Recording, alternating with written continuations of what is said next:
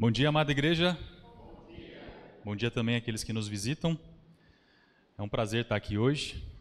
Um prazer ver todos vocês aqui. Nós vamos falar, inclusive, um pouquinho sobre isso, do motivo de você estar aqui hoje. Vou convidar antes que a gente leia o texto base da mensagem. Está no Evangelho segundo João, capítulo 6, versículos 26 e 27. João 6, 26 e 27. Diz assim: Jesus respondeu: a verdade é que vocês estão me procurando não porque viram sinais miraculosos, mas porque comeram os pães e ficaram satisfeitos. Não trabalhem pela comida que se estraga, mas pela comida que permanece para a vida eterna, a qual o Filho do Homem lhes dará. Deus, o Pai, nele colocou o seu selo de aprovação. O dia hoje está mais frio, talvez você tenha tido dificuldades para estar aqui hoje, talvez você não tenha dormido bem. Se você tem um filho pequeno que nem eu, provavelmente você não dormiu bem. E você está aqui. E se você está aqui, de alguma forma você está buscando o Senhor. Talvez você saiba disso, talvez seja inconsciente, mas você está buscando o Senhor. E a pergunta que eu tenho para você, já vamos fazer uma reflexão aqui. Tente pensar de forma profunda e não de forma superficial. A pergunta é: por que você está buscando o Senhor? Qual é a sua motivação de estar aqui? Qual é a sua motivação de buscar ao Senhor? O que te motiva a se aproximar de Jesus? Você consegue responder essa pergunta? Existe um motivo que te trouxe até Jesus e que te incentiva e te motiva a estar próximo de Jesus? Eu fiz uma pesquisa rápida e eu perguntei ali quais eram os principais motivos que as pessoas buscavam a Deus, né? E no topo da lista vieram primeiro problemas de saúde.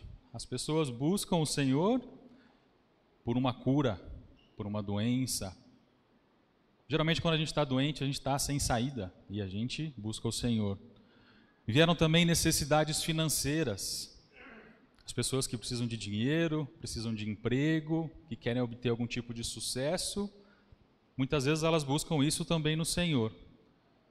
Veio também proteção e segurança. As pessoas têm medo, as pessoas passam por situações difíceis, perigo, ameaças. E quando a gente está ali em perigo, quem a gente recorre? Ao Senhor. Angústia. Muitas vezes em depressão, ou quando estamos sozinhos, solidão, a gente também se volta e busca o Senhor. E muitas vezes até para tomar alguma decisão difícil, né? Às vezes a gente está ali numa situação que não sabe o que fazer e a gente recorre a Deus para nos ajudar. Enfim, e entre outros motivos. Mas eu achei interessante é que todos esses motivos têm algo em comum. Todos esses motivos buscam ao Senhor esperando receber algo em troca. E talvez você pense: mas eu estou aqui porque eu quero a minha salvação. Se você está buscando a sua salvação e se salvar, você também quer algo em troca, certo? Esses são os principais motivos que eu encontrei de buscar o Senhor. E a gente sabe que é bastante comum. As pessoas buscam milagres, curas, empregos, casamentos, soluções para a sua vida.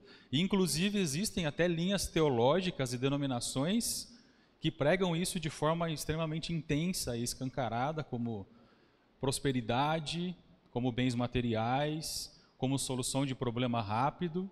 E a gente sabe que esse tipo de discurso atrai multidões. As pessoas querem soluções e muitas vezes a forma como é pregado a palavra atrai muitas multidões, mas de uma maneira errada. Mas de uma maneira geral, se a gente for parar para pensar, será que é errado eu buscar o Senhor para resolver os meus problemas? Será que é errado eu buscar o Senhor para resolver uma cura, para resolver um problema financeiro? O que vocês acham? Será que é errado? Vou responder essa pergunta com outra pergunta. Se fosse errado eu buscar o Senhor para resolver um problema meu, será que Jesus teria feito tantos milagres? Será que Jesus teria atraído tantas pessoas curando? E a gente sabe que grande parte da multidão que seguia o Senhor era porque estava interessado em resolver algum problema. Então, se Jesus praticava isso com tanta frequência, não me parece que é errado. Mas buscar ao Senhor somente por interesses pessoais pode ser perigoso. Um relacionamento com o Senhor que é baseado em suprir as minhas necessidades é um relacionamento condicionado em receber. É um relacionamento que ele é frágil. É como se a relação com o Senhor fosse como um extintor de incêndio. Quando eu preciso, quando eu tenho alguma emergência, eu vou lá e pego o meu extintor e apago o incêndio. E o perigo disso é porque um relacionamento que é condicionado em receber, quando eu recebo o que eu busco, o que acontece? Se eu preciso de uma cura e eu busco o Senhor, a partir do momento que eu recebo essa cura, o que acontece? Muitas vezes a gente se afasta. Se eu busco um emprego, e aí eu procuro o Senhor para resolver essa minha situação, quando eu alcanço o emprego, muitas vezes o próprio emprego me faz trabalhar e não me deixa mais vir à igreja e me afasta do Senhor. Então, relacionamentos baseados e condicionados em receber são perigosos, porque eles são frágeis. A partir do momento que eu recebo, muitas vezes eu me afasto. Eu não sei se você já teve a oportunidade de viver um relacionamento desse, mas é comum você estar num relacionamento onde só você contribui. Sabe aquele parente, aquele amigo que só te procura quando está precisando, quando precisa de dinheiro, quando precisa de alguma ajuda, às vezes até uma oração. A pessoa nunca fala com você quando está numa situação ruim, te pede uma oração.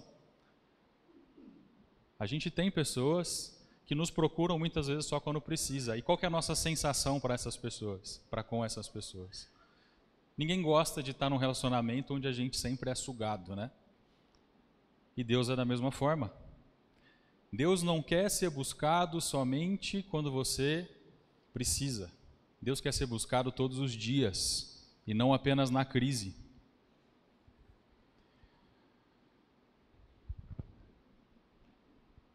Eu vou dar um exemplo bem claro na Bíblia de um relacionamento que era baseado em receber. Vocês lembram do povo, quando saiu do Egito, que estava no deserto? Como que era o relacionamento daquele povo com Deus? O povo saiu do Egito, viu milagres, se encantou, mas de repente ficou com sede. E aí começou a reclamar: Senhor, estou com sede. E aí Deus dava, e passava um tempo, o povo começava a reclamar, porque aquela água que eles tinham recebido tinha passado o efeito. E aí quando estava em aflição, o povo se voltava para Deus, e aí depois reclamava: estou com fome, estou com sede, estou com fome. Ou seja, o povo sempre que entrava em aflição, se voltava para o Senhor, se arrependia, e aí quando passava um tempo, aquela necessidade física era suprida e eles voltavam a reclamar. Um relacionamento 100% baseado em receber. E a gente sabe que o Senhor se cansou desse relacionamento, né? Inclusive esse povo que tinha uma grande promessa não alcançou essa grande promessa justamente por esse comportamento. Buscar a Deus na sua necessidade pode te atrair ao Senhor, mas a sua necessidade não é o que vai te manter e te fazer crescer no Senhor. Você pode ser atraído ao Senhor por conta da tua necessidade, mas existe muito mais que é o que vai te fazer permanecer e crescer no Senhor. E a pergunta é: como que eu devo buscar o Senhor? Qual que é a forma correta? De que maneira a gente deve buscar o Senhor, buscar Jesus? Eu vou dar um exemplo através de duas histórias. Eu vou convidar vocês a abrirem comigo em 2 Reis. São duas histórias que estão no mesmo capítulo, no capítulo 4 de 2 Reis. Por conta do nosso tempo, eu não vou ler as histórias aqui na íntegra, uma das histórias é relativamente grande, então eu vou passar alguns versículos-chave, tá? Só para a gente conseguir pegar a ideia central de cada uma dessas histórias. A primeira história é uma história um pouco mais simples, é a história de uma viúva. Então, 2 Reis, capítulo 4, do versículos de 1 a 7, a gente tem uma primeira história. Uma viúva, e ela era casada com um discípulo dos profetas. Ela conhecia esse discípulo que veio a falecer conhecia o Senhor e, por consequência, essa viúva também conhecia o Senhor. E quando esse homem morre, existe uma dívida e os credores vão até essa viúva e falam: vou levar os seus filhos como escravo, porque você não consegue me pagar. Ela fica desesperada, ela corre até Eliseu e fala: Eliseu, eu preciso de uma ajuda. Eu estou em dificuldade, o meu ex-marido era teu servo, por favor me ajuda. E aí Eliseu vira para ela e fala: o que você tem em casa? E ela fala: tem uma vasilha de azeite. Então ele fala: vai com teus filhos, pega vasilhas vazias, vai nos seus vizinhos, nos seus conhecidos, pega vasilhas vazias, vai para a tua casa, fecha a porta e começa a despejar o azeite nessas vasilhas. E a viúva fez, chegou na casa dela, fechou a porta lá com os filhos e começou a encher as vasilhas vazias de azeite. E o azeite não acabava, e ela foi enchendo e trazendo mais vasilhas, até que ela pediu a vasilha para o filho, e o filho falou: não, acabou, mãe. E quando acabaram as vasilhas, o azeite parou de correr. Ela vai para Eliseu e ela fala: fiz. Ele fala: então faz o seguinte, vende esse azeite, você vai pagar a dívida e você vai viver com os teus filhos com o resto do dinheiro. Uma história extraordinária, um milagre que aconteceu, mas uma história curta. Uma história onde uma viúva tinha um problema, ela foi até o profeta, né? Naquele momento as pessoas não tinham acesso direto a Deus, existiam homens de Deus que representavam o Senhor. Ela vai até este homem de Deus, tenta buscar ajuda e o profeta ajuda ela. E sabe o que acontece depois? A gente não sabe. O problema dela foi resolvido e aparentemente ela não voltou mais. Não tem mais registro sobre o que aconteceu com essa viúva. Logo na sequência, a gente tem a segunda história.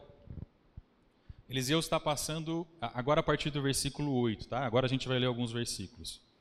2 Reis 4:8. Eliseu ele está caminhando por Sunem, e existe nessa cidade uma moça, que a Bíblia refere-se a ela como uma sunamita, né? Não tem o nome dela, mas essa sunamita, ela sabe que Eliseu era um homem de Deus. E quando ela vê Eliseu, ela fala: Eliseu, vem fazer um lanche aqui na minha casa, vou te convidar para uma refeição. E Eliseu vai, e essa moça devia cozinhar muito bem, porque o Eliseu vai uma vez, e depois que ele vai uma vez, toda vez que ele passa por lá, ele vai. Ele tem uma parada obrigatória na casa dessa sunamita. E a sunamita, eu vou ler aqui o versículo 9, 2 Reis 4:9. Em vista disso, a sunamita disse ao seu marido: sei que este homem que sempre vem aqui é um santo homem de Deus. Vamos construir lá em cima um quartinho de tijolos e colocar nele uma cama, uma mesa, uma cadeira e uma lamparina para ele. Assim, sempre que nos visitar, ele poderá ocupá-lo. Um dia... Por aqui está tudo bem, até o 10. Então ela construiu um quartinho para Eliseu, para que toda vez que o Eliseu chegasse e passasse por aquela cidade, ele tivesse um lugar para repousar. Ou seja, aquele homem de Deus estava frequentemente na casa da sunamita. E um relacionamento foi se desenvolvendo ali. E chegou um ponto que Eliseu falou para o seu servo, o Geazi, falou: Geazi, a sunamita tem feito tanta coisa boa para a gente, vamos retribuir? Como que a gente pode retribuir? Chama ela, pergunta para ela o que ela precisa. E aí o Eliseu chama a sunamita e fala: o que você precisa? Eu tenho influências boas com o rei, eu conheço lá o comandante do exército, o que você quiser me pede que eu posso te oferecer. E sabe o que a sunamita pede? Nada. Ela fala: eu estou bem, eu não estou precisando de nada. Ou seja, tudo aquilo que ela ofereceu em troco de nada. Ela não tinha segundas intenções, ela não tinha alguma necessidade que ela pensou: eu vou agradar o homem de Deus para quando chegar o momento certo eu me aproveitar disso. Esse trecho deixa extremamente claro como a sunamita não tinha segundas intenções. Só que Eliseu não se conforma, ele fala: Geazi, eu preciso achar alguma coisa para retribuir. E aí o Geazi olha na casa e vê, ele fala: essa casa não tem filhos. E eu acabei de olhar ali o marido da sunamita, já está velhinho ali, não vai sair mais nada. Então, Eliseu ora Ele chama a sunamita e fala: daqui a um ano, exatamente nesta época, daqui a um ano você vai estar com uma criança no colo. E a sunamita fica chocada com a notícia, ela fala: Eliseu, não me ilude. Era claro que era um desejo dela, apesar dela não ter pedido, ela fala: Eliseu, não me ilude. E acontece exatamente isso. Depois de um ano, esse filho chega. Ela recebe essa bênção de poder ter um filho mesmo com a velhice do marido. E o filho nasce, passa um tempo. Um dia, em específico, ele tem uma dor de cabeça. Ele está ali com o pai, tem uma dor forte na cabeça, vai para o colo da mãe, deita no colo da mãe e morre. E essa mãe tem uma reação que chama a atenção. Vamos ler a partir do versículo 19. 2 Reis 4:19. De repente ele começou a chamar o pai gritando: ai minha cabeça, ai minha cabeça. O pai disse a um servo: leve-o para a mãe dele. O servo pegou, levou a mãe, o menino ficou no colo dela até o meio-dia e morreu. E agora olha a reação da sunamita. Ela subiu ao quarto do homem de Deus, deitou o menino na cama, saiu e fechou a porta. Ela chamou o marido e disse: preciso de um servo e de uma jumenta para ir falar com o homem de Deus, vou e volto logo. E o marido perguntou: mas por que hoje? Não é lua nova, não é sábado. E ela respondeu: não se preocupe. Ou seja, o filho morre, a gente não vê nenhuma reação desesperada dessa mãe. Ela vai, coloca o filho no quartinho do profeta e ela chega para o marido e fala: eu preciso falar com o profeta. E o marido fala: mas hoje não é o dia certo de você ir lá, por que você quer ir lá falar com o profeta? E ela fala: não se preocupe, eu tenho um relacionamento com o profeta, eu desenvolvi um relacionamento com o profeta e eu tenho acesso a ele. E assim ela vai, pega a jumentinha e ela começa a ir até a Eliseu, e quando ela está chegando perto, de longe, o Eliseu vê ela e fala: tem alguma coisa errada, eu conheço ela não está legal. Geazi vai ao encontro dela, corre até ela e pergunta se está tudo bem. E Geazi vai, e quando chega, ele pergunta: como você está? Como está o teu marido e como está o teu filho? E a resposta dela é: está tudo bem. Que coisa, que tranquilidade. Ela sabia que a pessoa que resolveria o problema dela era o homem de Deus. Então ela não ficou reclamando, ela não ficou perdendo tempo com outras coisas, e ela foi direto ao profeta. Eles continuaram, e quando ela chega aos pés de Eliseu, e aí sim, ela desaba e fala: eu pedi para você não me iludir, meu filho precisa de ajuda. Eliseu na mesma hora pega o cajado, dá na mão do Geazi e fala: Geazi, vai lá, resolve. E o Geazi sai, ela vira para o profeta e fala: eu quero você. Eu preciso de ajuda com o meu filho. E Eliseu olha para ela e fala: tá bom, nós vamos. E ela vai, o Geazi foi na frente, colocou o cajado em cima do menino. E quando Eliseu chega, fala para o Geazi, fala com o Geazi, Geazi fala: ó, eu fiz lá, mas não deu certo, o menino continua morto. E aí o Eliseu vai no quarto, faz ali um ritual em cima do menino, e o menino ressuscita. E o menino volta à vida. E até aqui essa história já seria extraordinária, mas ela continua. Essa mulher recebeu um filho que ela não pediu, o filho dela ressuscitou e ainda tem mais. Se a gente segue nos próximos capítulos aqui de 2 Reis, a gente sabe que existe uma grande fome, uma fome terrível, uma das piores fomes que é relatada aqui na palavra. E Eliseu, quando recebe a profecia de que vai existir essa grande fome, ele chega para a sunamita e fala: eu tenho uma informação privilegiada para você. A gente tem um relacionamento, eu vou te avisar antes dessa fome acontecer. Pega as tuas coisas, sai dessa terra, porque pelos próximos 7 anos a fome vai destruir tudo que existe por aqui. E ela sai e ela não sofre essa grande fome. Quando acabam esses 7 anos, a sunamita decide voltar. Só que quando ela volta, ela já não tem mais as terras dela. E aí o que ela decide? Bom, vou falar com o rei, vou conversar com o rei e ver se eu consigo reaver as minhas terras. E é interessante que lá atrás o Eliseu falou para ela, falou: eu tenho contato com o rei, eu tenho proximidade com o rei, se você quiser eu posso interceder por você. Mas ela não pede. É interessante que o único momento onde ela recorre ao profeta era quando ela não conseguia resolver, ela não tinha solução. O que ela conseguia fazer, ela fazia. Neste momento, ela mesma, pessoalmente, vai ao rei e não vai ao Eliseu pedindo para Eliseu interceder por ela. Só que quando ela vai ao rei, olha que coincidência, isso está no capítulo 8. O Geazi, fazem 7 anos que aquela mulher saiu e ela está voltando. E naquele exato dia onde ela está indo ao rei, o Geazi está lá, conversando com o rei. E o rei fala, me conte alguns milagres, alguma coisa interessante que aconteceu aí com Eliseu. E aí o Geazi começa a contar a história da sunamita e da ressurreição do menino. E quando o Geazi está contando, adivinha quem entra na porta? Geazi deve ter colocado a mão na boca e falado, rei, a história está ali, é ela. Ela chega no exato momento onde o rei está ouvindo a história. E o rei se anima e fala, Geazi, não quero mais ouvir de você, pode vir que eu quero ouvir diretamente dela. E ela conta toda a história, o que aconteceu, e ao fim dessa história o rei designa um oficial e fala, a tua terra vai ser devolvida e tudo que foi recebido por esta terra nesse período que você estava fora, você vai receber também. Ela recebe tudo de volta. Impressionante, né?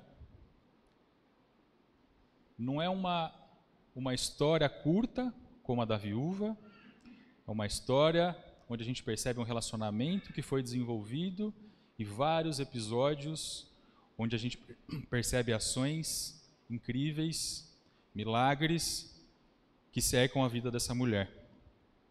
Vou fazer um comparativo rápido aqui entre as duas histórias e o comportamento das mulheres. Eu vou pedir para nesse momento você avalie onde o seu comportamento se encaixa. Com qual das duas mulheres você se parece mais? Se a gente olha o motivo pelo qual elas buscaram ao Senhor. A viúva buscou a Deus pelo que Deus podia fazer para ela. A sunamita buscou o homem de Deus porque sabia que ele era um homem de Deus, ou seja, buscou a Deus pelo que ele é e não pelo que ele podia fazer. Nós temos buscado a Deus pelo que ele pode nos fazer, ou nós temos buscado ao Senhor pelo que ele é? Quando a viúva procura a Deus, ela procura a Deus para receber algo. Quando a sunamita procura o profeta, ela procura para servir ao profeta. Pelo que você tem procurado o Senhor? Você tem procurado para receber? Ou você tem procurado para servir?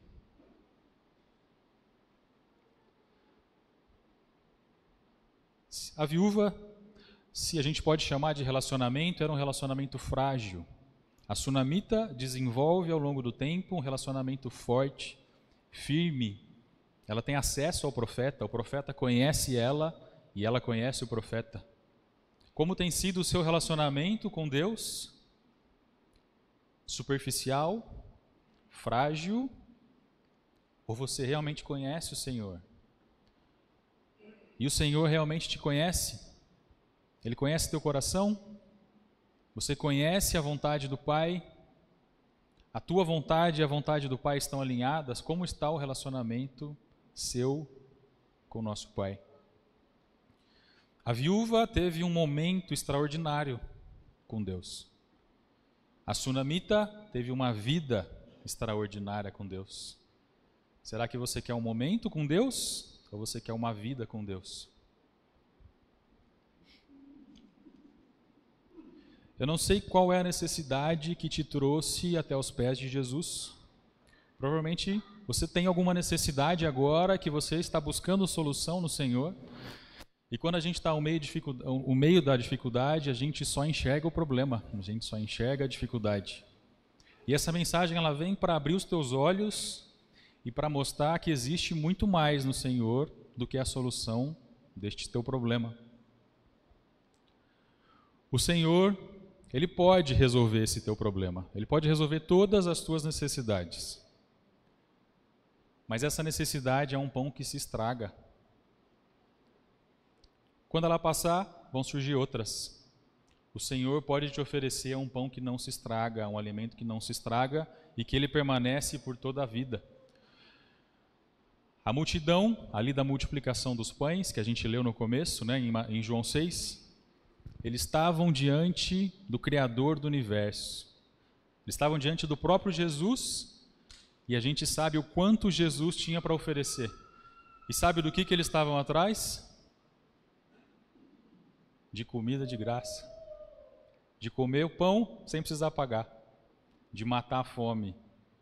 E parece um absurdo quando a gente pensa nisso, mas pode ser que a gente esteja fazendo a mesma coisa. A gente está diante de Jesus, diante do Criador, muitas vezes para resolver problemas simples, problemas físicos, enquanto Jesus pode te oferecer muito mais. Busca de coração genuíno, busca o Senhor com o espírito de servir, da mesma forma como a sunamita. E Ele vai curar as tuas necessidades, essas que você conhece, mas Ele vai curar também as que você ainda nem conhece. Trabalhe pela comida que permanece e não pela que se estraga. Que Deus nos abençoe. Amém.